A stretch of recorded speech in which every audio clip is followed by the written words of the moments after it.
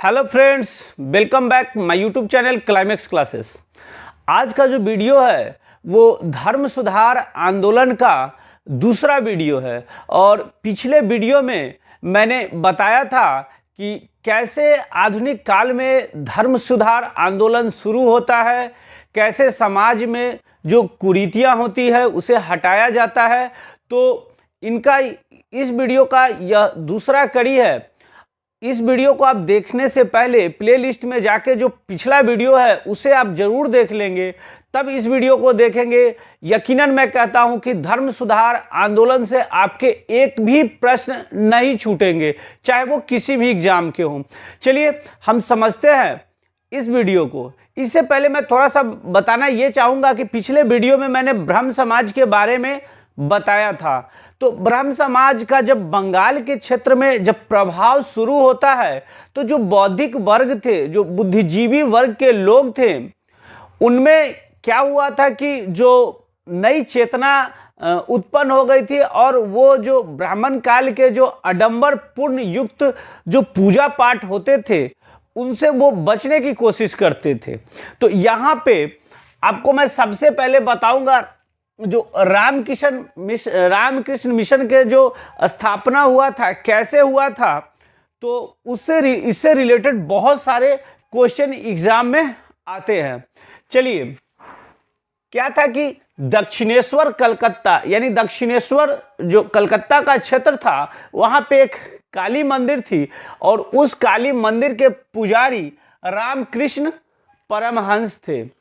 अब यह जो पुजारी थे यह ब्रह्म समाज से बहुत प्रभावित हुए थे और इन्होंने जो आडंबर पूर्ण जो रीति रिवाज थी उसका विरोध भी किया था। साथ साथ इन्होंने क्या किया था कि एक अपने उपदेश और जो भक्ति आंदोलन में जो सुधार था उनके लिए इन्होंने बहुत सारे ऐसी जो इनका अपना वक्तव्य था वो देना शुरू किया था, जिसके अंतर्गत जो इनका उपदेश था रामकृष्ण आंदोलन के नाम से जानते हैं। और यहीं से रामकृष्ण जो मिशन की जो पृष्ठभूमि होती है यहीं से तैयार होती है।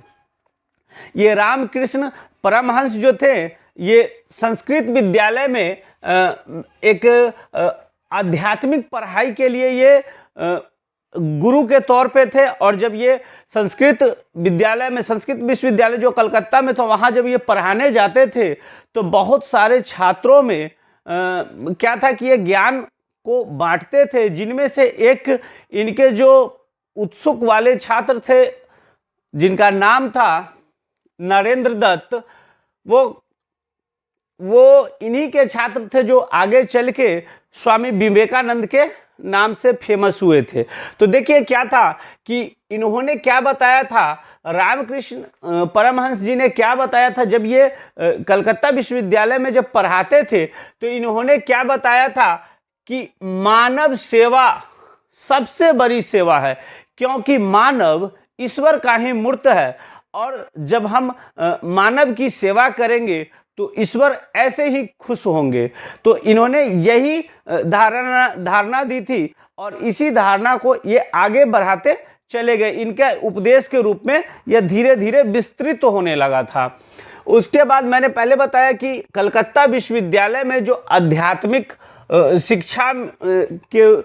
शिक्षक के रूप में ये रामकृष्ण परमहंस जी थे। तो इन्होंने जब इस विश्वविद्यालय में पढ़ाना शुरू किया था तो यहीं पे नरेंद्र दत्त जो थे इनसे बहुत प्रभावित हुए थे। नरेंद्र दत्त जो आगे चल के स्वामी विवेकानंद के नाम से प्रसिद्ध हुए थे। तो यह क्वेश्चन कई बार पूछा जाता है कि स्वामी विवेकानंद का बचपन का नाम या वास्तविक नाम क्या था। तो इनका वास्तविक नाम नरेंद्र दत्त था। अब देखिए, ये जब 1886 में राम कृष्ण परमहंस की मृत्यु होती है तो स्वामी विवेकानंद इनके जो मतलब सुधारक वाले जो कार्य होते हैं, इनके जो उपदेश होते हैं, उन उपदेशों को लेकर यह सामने लेके आते हैं। और इन्होंने क्या सोचा कि जो समाज के क्षेत्र में इनके उपदेशों का विस्तारित किया जाए और इसी को सोचते हुए इन्होंने 1897 में रामकृष्ण मिशन की स्थापना की। तो यहाँ से यह क्वेश्चन सबसे ज़्यादा यही बन के आता है कि रामकृष्ण मिशन के संस्थापक कौन थे। तो रामकृष्ण मिशन के संस्थापक स्वामी विवेकानंद थे और इन्होंने रामकृष्ण मिशन की स्थापना 1 मई 1897 में की थी। तो यहाँ से आप याद रखेंगे कि रामकृष्ण मिशन के संस्थापक कौन थे। तो रामकृष्ण मिशन के संस्थापक स्वामी विवेकानंद थे। इसकी स्थापना इन्होंने कब की थी। तो इसकी स्थापना इन्होंने 1 मई 1897 को की थी। अब जो स्वामी विवेकानंद थे तो ये सामाजिक चीज़ों पे बहुत ज़्यादा जोर डालते थे। इनका कहना था कि मनुष्य एक सामाजिक व्यक्ति है और समाज में लोग एक दूसरे को मदद करे और इससे बहुत सारे चीज़ सामने उभर के आ रहे थे। देखिए, इन्होंने मुख्य रूप से इनका जो क्या था कि सामाजिक कार्य पर जोर दिया और साथ साथ इन्होंने यह भी कहा था कि अगर मनुष्य ज्ञान के साथ जिस वास्तविक संसार में हम लोग रहते हैं उसमें अगर कर्म ना किया जाए तो ज्ञान निरर्थक है। इसका मतलब है कि इन्होंने बताया कि अगर आप ज्ञानी पुरुष हो, समाज में रहते हो, संसार में रहते हो और उस ज्ञान को आपने यूटिलाइज नहीं किया या साथ साथ उससे बहुत सारे लोगों के जीवन में सुधार नहीं लाया तो आपका ज्ञान व्यर्थ है, निरर्थक है। तो इन्होंने स्वामी विवेकानंद जी ने कहा था।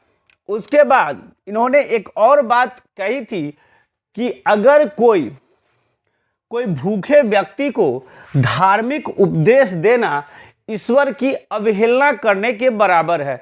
अगर कोई व्यक्ति भूखा है, आप उसे खाना न खिलाकर सबसे पहले आप उसको धार्मिक उपदेश देते हैं तो इसका मतलब ये है कि आप ईश्वर की भी अवहेलना कर रहे हैं। तो इन्होंने यह बताया था। साथ साथ इन्होंने यह बताया था कि भारत के जो व्यक्ति हैं वो स्वतंत्रता, समानता और स्वतंत्र सोच की उपज को बढ़ाएं। यानी भारत देश का विकास तभी संभव है जब भारत के जो लोग हैं वह स्वतंत्रता के साथ साथ समानता और स्वतंत्र सोच को जब बढ़ाएंगे तभी हमारा देश और हम लोग विकास करेंगे। यह किसने कहा था? तो स्वामी विवेकानंद जी ने कहा था। उसके बाद रामकृष्ण मिशन जो संस्था थी, यह संस्था मूर्ति पूजा पे बल देती थी। ये इनका कहना था कि मूर्ति पूजा सही है। जहाँ पे आपने पढ़ा होगा या नहीं तो आप याद रखेंगे कि आर्य समाज मूर्ति पूजा करने से जब मना करती थी, जबकि जो रामकृष्ण मिशन मूर्ति पूजा का समर्थन करते थे। उसके बाद जब पूरे विश्व से 1893 में अमेरिका के शिकागो में जब धर्म सम्मेलन हुआ था उसमें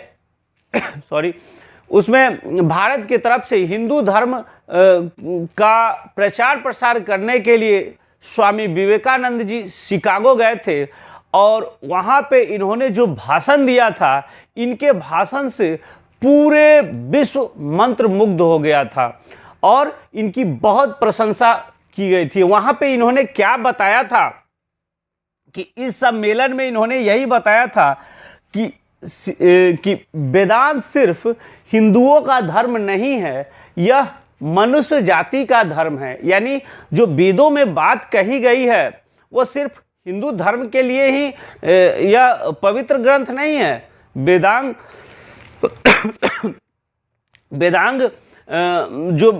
में जो बात कही गई है ये पूरे मनुष्य जाति का धर्म है, चाहे वो किसी धर्म को मानते हो।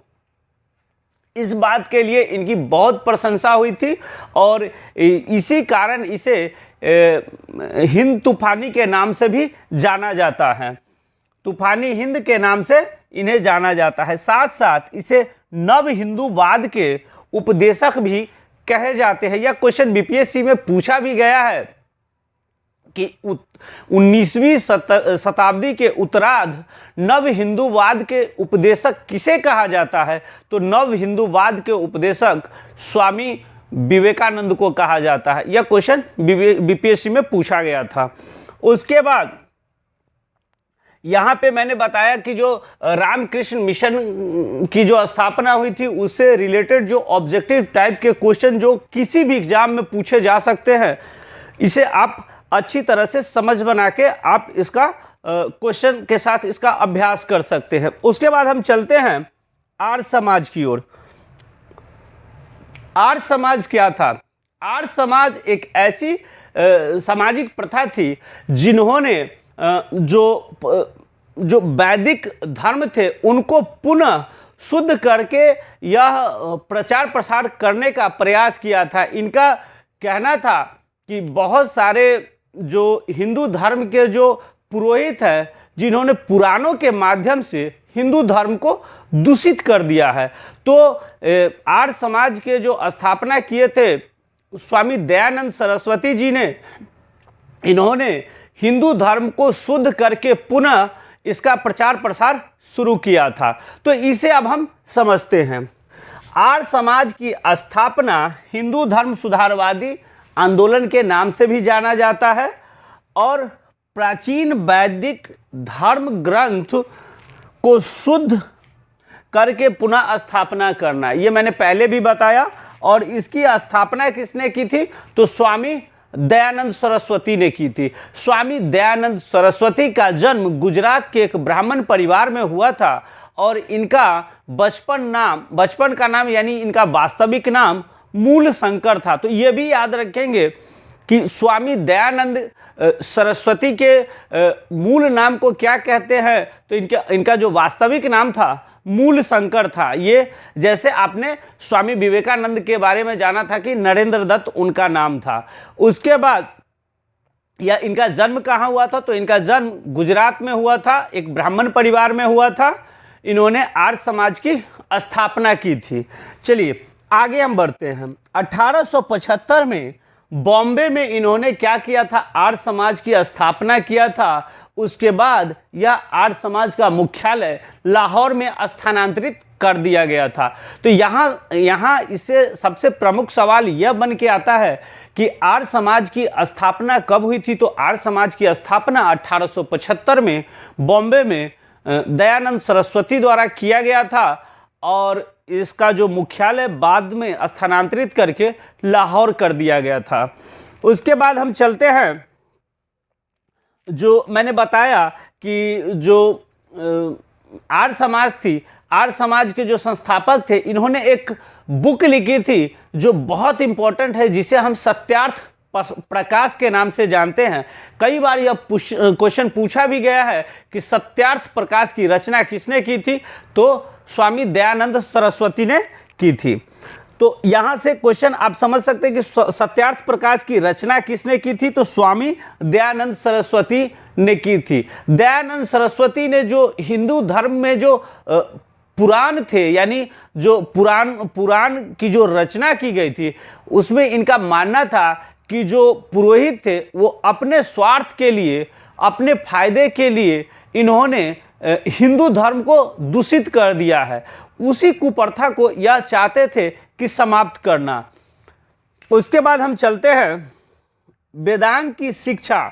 इन्होंने देखिए स्वामी दयानंद सरस्वती ने जो वेदांत की शिक्षा इन्होंने प्राप्त की थी, तो इन्होंने मथुरा में शिक्षा प्राप्त की थी और यह मथुरा में एक अंधे गुरु जो थे जिनका नाम था विरजानंद, उनसे इन्होंने शिक्षा ग्रहण की थी। तो आप यहाँ से ये भी क्वेश्चन समझ सकते हैं कि स्वामी दयानंद सरस्वती के गुरु कौन थे? तो स्वामी दयानंद सरस्वती के गुरु स्वामी विरजानंद थे, जो मथुरा में एक आध्यात्मिक गुरु के रूप में थे और इन्होंने ही वेदांत की जो शिक्षा स्वामी दयानंद सरस्वती को दी थी।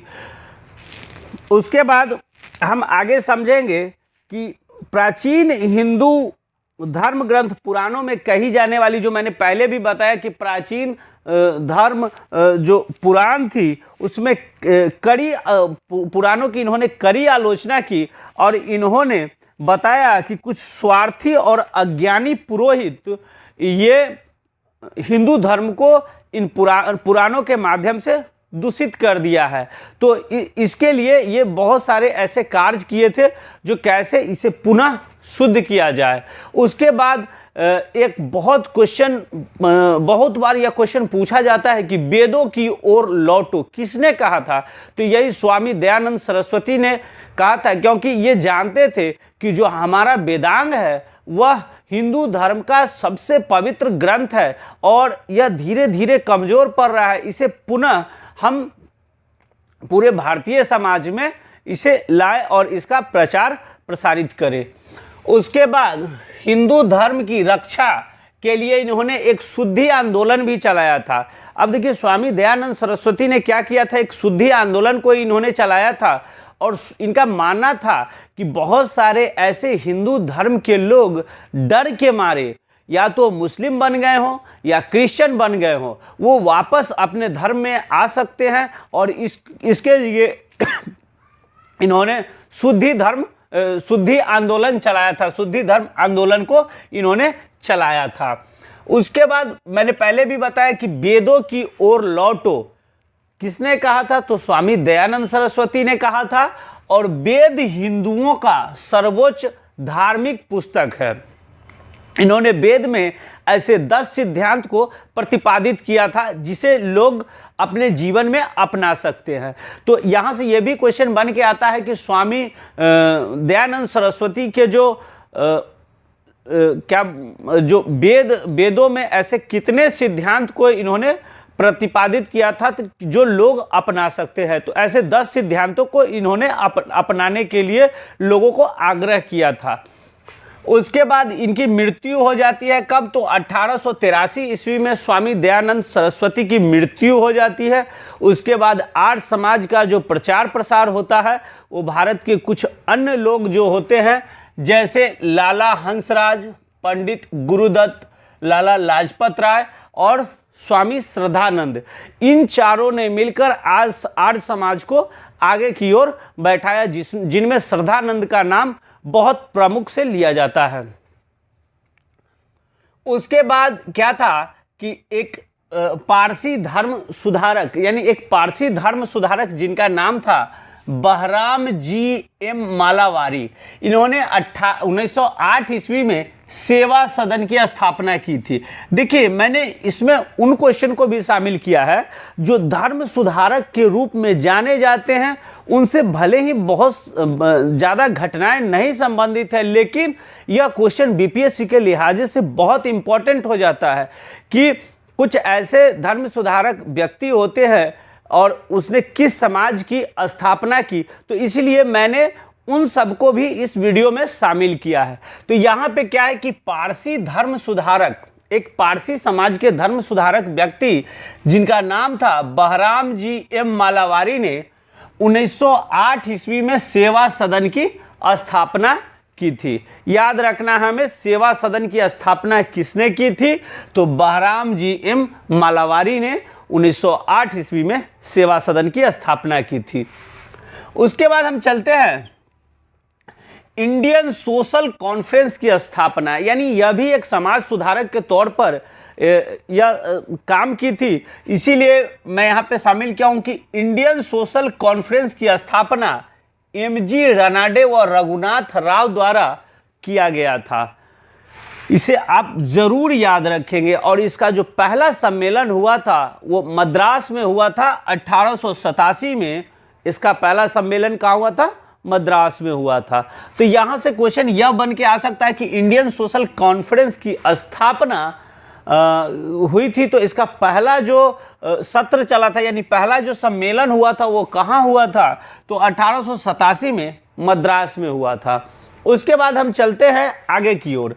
अब देखिए अलीगढ़ आंदोलन। देखिए अलीगढ़ आंदोलन को थोड़ा ये समझना है कि उस समय जिस समय ये हिंदुओं के प्रचार प्रसार में बहुत सारे ऐसे सुधारक लगे हुए थे, उसी समय मुस्लिम समुदाय में भी एक ऐसे व्यक्ति थे जो अपने समाज सुधार के पीछे लगे हुए थे। उनका मानना था कि जब तक मुस्लिम सरकारी संस्थाओं में नहीं जाएंगे तब तक मुस्लिमों का विकास होना बहुत मुश्किल है। तो ये कौन व्यक्ति थे? ये थे सर सैयद अहमद खान।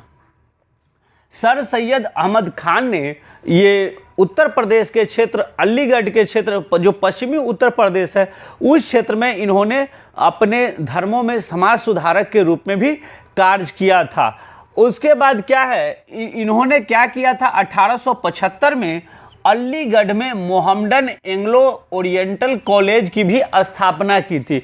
देखिए यह क्वेश्चन बहुत इंपॉर्टेंट है। क्यों इंपॉर्टेंट है कि यह क्वेश्चन कई बार बीपीएससी में आया है। 1875 में अलीगढ़ में मोहम्मडन एंग्लो ओरिएंटल कॉलेज की स्थापना किसने की थी? तो इसकी स्थापना सर सैयद अहमद खान ने की थी। आपने सुना होगा कि अलीगढ़ विश्वविद्यालय की स्थापना किसने की थी? तो इन्हीं का नाम आता है। इनका श्रेय सर सैयद अहमद खान को जाता है। उसके बाद इन्होंने अपने विचारों का प्रकाशन, यानी अपने समाज में प्रचार प्रसार के लिए इन्होंने अपने विचारों का प्रकाशन एक अपनी पत्रिका के माध्यम से इन्होंने करना शुरू किया था, जिसका नाम था तरजीब अल अखलाक। तरजीब अल अखलाक नाम की पत्रिका से इन्होंने अपने विचारों को अपने धर्म के लोगों में प्रचार करना शुरू किया था। तो ये था जो अलीगढ़ आंदोलन, यानी सर सैयद अहमद खान से रिलेटेड जो क्वेश्चन जो सामने बन के आए थे, उसे मैंने यहाँ पे पेश किया है। उसके बाद यहाँ पे ये भी बहुत इम्पॉर्टेंट है। देखिए थियोसॉफिकल आंदोलन, आपने कई बार इस क्वेश्चन से परिचित हुआ होगा कि थियोसॉफिकल सोसाइटी के संस्थापक कौन थे।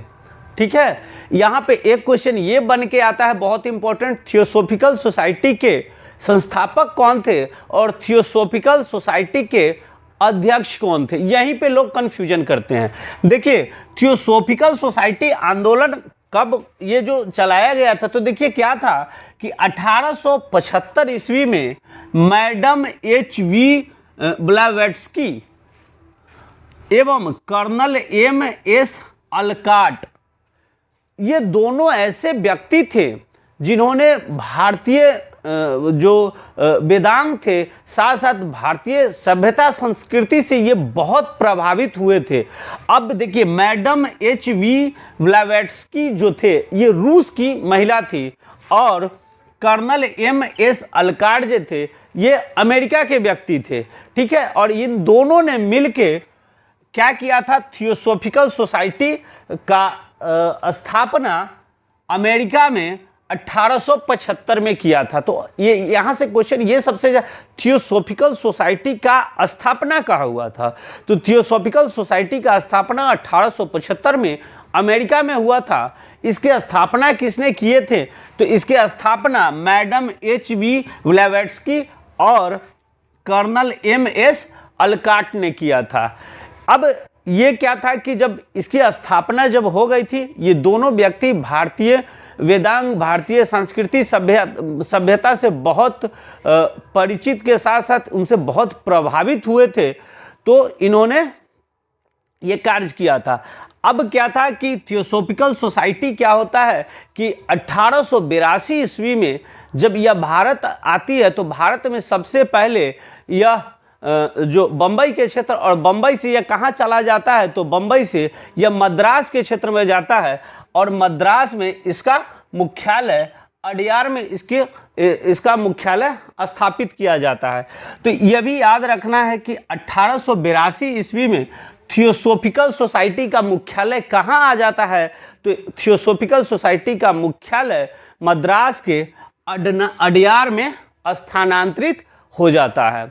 अब यह भारतीय क्षेत्र में थियोसॉफिकल सोसाइटी का प्रचार प्रसार होने लगता है, लेकिन इसे शुरुआती दौर में प्रसिद्धि नहीं मिल पाती है। इसकी प्रसिद्धि कब मिलती है? तो इसकी प्रसिद्धि 1907 के बाद इसको प्रसिद्धि मिलती है। अब देखिए थियोसॉफिकल सोसाइटी ने क्या उपनिषद, सांख्य, योग एवं वेदांग के विचारों को महत्वपूर्ण बताया था। क्या बताया था? तो यहाँ पे याद रखना है कि उपनिषद, सांख्य, योग एवं वेदांग के विचारों को इन्होंने महत्वपूर्ण बताया था। साथ साथ ये पुनर्जन्म की घटनाओं को भी यह मानते थे कि यह घटना जो हिंदुओं धर्म के द्वारा बताया जाता है यह सही है और इस पर ये विश्वास भी करते थे। उसके बाद क्या होता है, 1907 ईस्वी में कर्नल अलकाट जो अमेरिका के होते हैं, इनका निधन हो जाता है और इनके निधन के बाद एनी बेसेंट को थियोसॉफिकल सोसाइटी का अध्यक्ष बनाया जाता है। यहीं पे सबसे ज़्यादा लोग कन्फ्यूजन करते हैं कि अगर पूछ दे कि थियोसॉफिकल सोसाइटी के संस्थापक कौन थे, तो यही लोग अक्सर लोग एनी बेसेंट मार देते हैं। तो इसे हमें ध्यान में रखना है। नहीं, थियोसॉफिकल सोसाइटी के अध्यक्ष यहाँ पे HP ब्लेवेट्स्की और कर्नल M अलकाट थे, और थियोसॉफिकल सोसाइटी के जो अध्यक्ष बनाए गए थे तो वो कौन थे, तो ये एनी बेसेंट थी। और एनी बेसेंट ऐसी आयरिश महिला थी जो 1893 में ही भारत आई थी। 1893 में एनी बेसेंट एक आयरिश महिला थी जो भारत में आई थी, और उसे 1907 में अलकाट के मृत्यु के बाद थियोसॉफिकल सोसाइटी का अध्यक्ष बनाया गया था। तो यहाँ से ये भी आप याद रखेंगे। उसके बाद एनी बेसेंट के अध्यक्षता में, यानी एनी बेसेंट ने क्या किया था, तो बनारस में सेंट्रल हिंदू स्कूल की आधारशिला रखी थी। यानी बनारस में इसने सेंट्रल हिंदू स्कूल की आधारशिला एनी बेसेंट ने रखी थी, और यही बाद में चल के 1915 में बनारस विश्वविद्यालय का स्थान ले लिया। अब यहाँ से जो क्वेश्चन बन के सबसे ज़्यादा आता है, तो यही क्वेश्चन कि थियोसॉफिकल सोसाइटी किनके आने के बाद सबसे ज़्यादा भारत में उसकी प्रसिद्धि मिली थी। तो यही एनी बेसेंट जो आयरिश महिला जो 1893 ईस्वी में भारत आती है, इसी के आने पे, और यह जब थियोसॉफिकल सोसाइटी की अध्यक्ष 1907 में बनती है, तो उसके बाद थियोसॉफिकल सोसाइटी उत्तर भारत में सबसे ज़्यादा प्रसिद्ध होती है। तो ये था हमारा धर्म सुधार के साथ सामाजिक आंदोलन से रिलेटेड यह पूरा टॉपिक। इसको मैंने 2 वीडियो में कवर किया है। आप वीडियो का प्रथम पार्ट और द्वितीय पार्ट दोनों का आप अच्छे तरह से देखने के बाद आप इसे समझ बना ले, और मैं यकीनन कहता हूं कि आपसे धर्म सुधार आंदोलन का एक भी क्वेश्चन नहीं छूटेगा अगर आप इस वीडियो को ध्यान से समझे होंगे। तो अगर वीडियो पसंद आए तो हमारे YouTube चैनल को सब्सक्राइब करना ना भूलें, साथ साथ हमारे जो वीडियो है उसको ज़्यादा से ज़्यादा शेयर करें और लाइक करना ना भूलें। धन्यवाद।